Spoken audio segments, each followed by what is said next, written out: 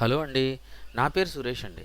ఈరోజు మనం పాండాస్‌లో ఒక డేటా సెట్‌లో ఒక కాలమ్ యొక్క డేటా టైప్‌ని ఎలా చేంజ్ చేయొచ్చు అన్న విషయం గురించి తెలుసుకుందామండి. సో, డేటా టైప్‌ని ఎందుకు చేంజ్ చేయాలి అన్న ఆలోచన వస్తది.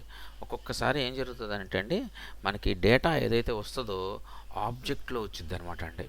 కానీ రియల్‌గా అది ఇంటిజర్స్. కానీ ఆబ్జెక్ట్‌లో వస్తూ ఉంటదనమాట. సో, అలాంటి సందర్భంలో ఆ ఆబ్జెక్ట్ యొక్క డేటాని మనం ఇంటిజర్స్ కింద గానీ, మనకు కావాల్సినట్టుగా ఫ్లోట్ కింద గానీ కన్వర్షన్ చేసుకోవచ్చనమాట. ఓకే. సో, అది ఎలా చేయాలి అన్న విషయాన్ని మీకు చూపిస్తానండి. ఓకే. ఫస్ట్ మనం పాండాస్‌ని ఇంపోర్ట్ చేసుకుందాము. పాండాస్‌ని ఇంపోర్ట్ చేసుకొని ఒక శాంపిల్ డేటాను కూడా తీసుకుందామండి. ఓకే అండి. So, import pandas as PD. So, sample data తీసుకుంటున్నానండి. డేటా ఈక్వల్ టు ఏ అనే ఒక కాలమ్ నేము, దాంట్లో ఒక లిస్టు 2, 3, 4, 5, 6. ఓకే. ఏ అనే కాలంలో 6 ఉన్నాయి. ఓకే. నెక్స్ట్ బి అనేది ఒకటి తీసుకుంటున్నానండి, కాలం నేము. బిలో ఓకే, ఇక్కడ కూడా 1, 2 ఓకే, సేమ్ అయిపోతాయి కదా, వేరే నెంబర్ తీసుకుందాము. 6 కొరికేసాం కదా. సో 9, 8, 7, 6, 5, 4. ఓకే. సో మనకి ఇక్కడ ఒక 6 నెంబర్స్, పైన ఒక 6 నెంబర్స్ తీసుకుందాం. ఇప్పుడు దీన్ని డేటా ఫ్రేమ్లో కన్వర్ట్ చేసి ప్రింట్ చేద్దామండి. Okay. df is equal to pd dot data frame data. Okay. dfని ప్రింట్ చేద్దాం. df చూసారా. సో డేటా మనకి ఎలా ఇచ్చామో అలాగే వచ్చిందండి. ఓకే అండి. సో ఓకే, చూడండి ఎలా ఇచ్చామో సేమ్ అలాగే వచ్చిందనమాట. అంటే అయితే ఇది ఏదైతే ఉందో ఇంటిజర్స్ కాదు లేదండి, ఇది ఆబ్జెక్ట్ రూపంలో ఉంది. సో ఎలా చెప్తాం, మనకు ఆబ్జెక్ట్ ఉందని ఎలా తెలిసిద్ది? సో మనం చెక్ చేసుకుంటే తెలిసిపోతుంది అనమాట అండి. సో చెక్ చేసుకోవాలి అంటే ఒకటి డి టైప్ ఏంటా అనేది చూడాలన్నమాట. సో డి టైప్ ఏంటి అనేది చూస్తాను చూడండి. DF A. ఓకే అండి. A D type. సో ఇప్పుడు డి టైప్ ఏంటిది మనకి? డి టైప్ ఇంటిజర్ 64 అండి, ఎంట్ 64. ఓకే. సో అలాగే బి కూడా చూద్దామండి. DF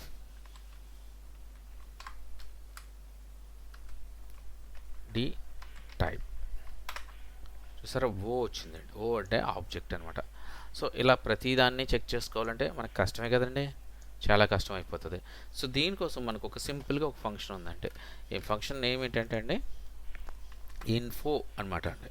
DF dot info. So ఈ ఇన్ఫో వల్ల మనకు ఉపయోగం ఏంటంటే అండి, మనకి ఏ కాలము ఏ డేటా టైప్లో ఉంది, అలాగే దాంట్లో ఎన్ని కాలమ్స్ ఉన్నాయి, కాలమ్స్లో ఎన్ని యొక్క వాల్యూస్ ఉన్నాయి, అలా ప్రతి ఒక్క డీటెయిల్ కూడా ఈ డిఎఫ్ డాట్ ఇన్ఫోలో మనకు వచ్చేస్తుందండి. చూడండి, రన్ చేస్తున్నాను. చూసారా, ఇక్కడ రన్ చేస్తాను.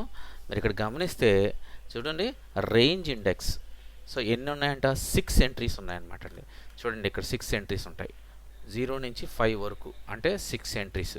అలాగే ఇక్కడ కూడా చెప్పారు చూడండి, 0 to 5 ఇండెక్స్లో ఉన్నాయన్నమాట. చూసారా. అలాగే డేటా కాలమ్స్ ఎన్ని ఉన్నాయనేది కూడా ఇక్కడ ఇచ్చారు చూడండి.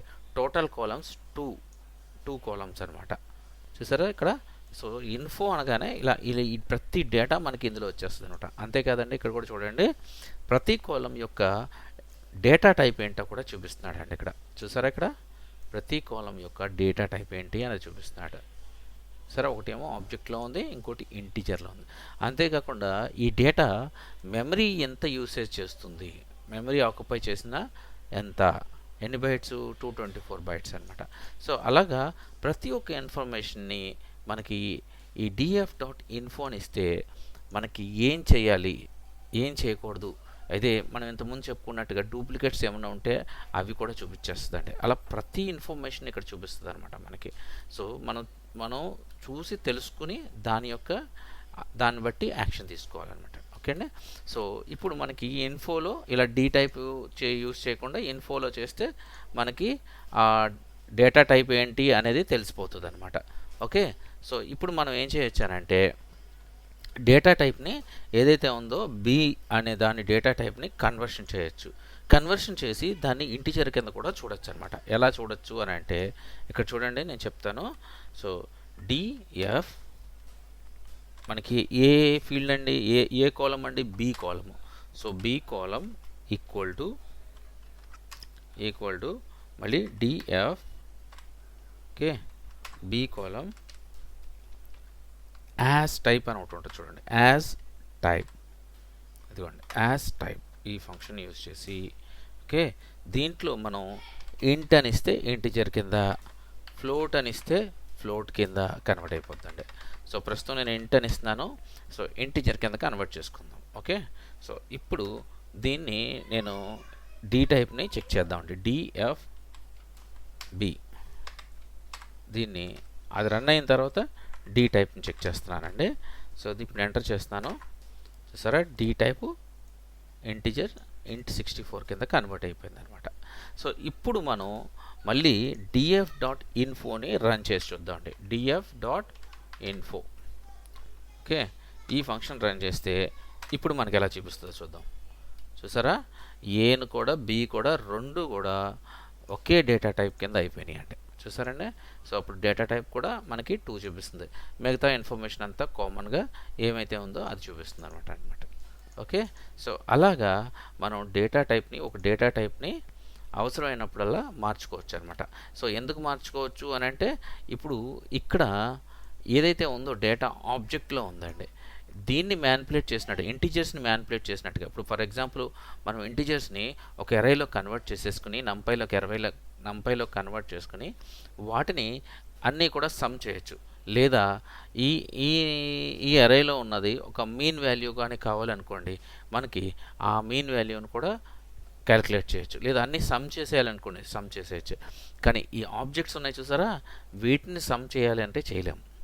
వీటిని చెయ్యాలి అని అంటే అవి ఇంటిజర్ కింద కన్వర్ట్ అవ్వాలన్నమాట. సో అలాగా మన డేటాలో ఒక్కొక్కసారి ఏం జరుగుతుందంటే అండి, 2 కాలమ్స్ని యాడ్ చేసేయాల్సి వస్తుంది. ఫర్ ఎగ్జాంపుల్ ఒకటి చెప్తాను చూడండి, ఒక ఎగ్జాంపుల్ చెప్తాను మీకు.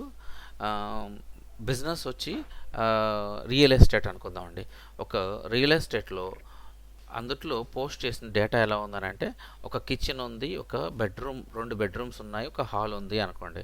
మొత్తానికి ఈ 3 కలిపితే రెండు బెడ్రూమ్స్ని, ఒక కిచెన్, ఒక హాల్ కలిపితే రూమ్స్ అవుతాయి. అంతే కదండి, కామన్గా 4 రూమ్స్ అవుతాయి.